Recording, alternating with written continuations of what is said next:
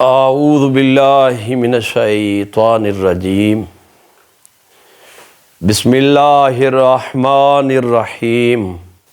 ہمارے پیارے نبی حضرت محمد مصطفیٰ صلی اللہ علیہ وآلہ وسلم کا فرمان عالی شان ہے کہ ایمان وہ ہے جو دلوں میں اتر جائے اور اعمال کے ذریعے نظر آئے، یعنی اعمال اس کی تصدیق کریں۔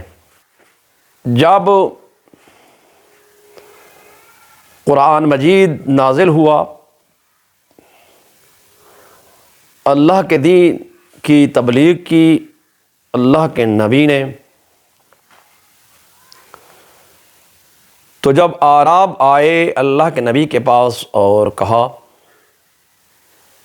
کہ ہم ایمان لائے، تو ارشاد پروردگار ہوا کہ میرے حبیب ان کو کہہ دو کہ ہم اسلام لائے۔ قالوا اسلمنا کا ذکر ہوا ہے۔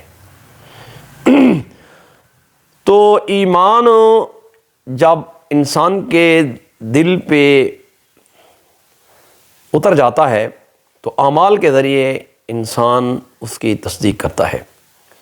اس کے ضمن میں کہ معصوم کے پاس دو بندے آئے اور آ کر کہا کہ ہمیں اجازت دیں تاکہ ہم جا کے دین کی تبلیغ کریں۔ تو معصوم نے فرمایا ہاں ٹھیک ہے، آپ جائیں دین کی تبلیغ کریں۔ تو آپ نے زبان سے دین کی تبلیغ نہیں کرنی، یعنی کہ لوگوں کو یہ نہیں کہنا کہ نماز پڑھو، روزہ رکھو، زکوٰۃ دو، جہاد کرو۔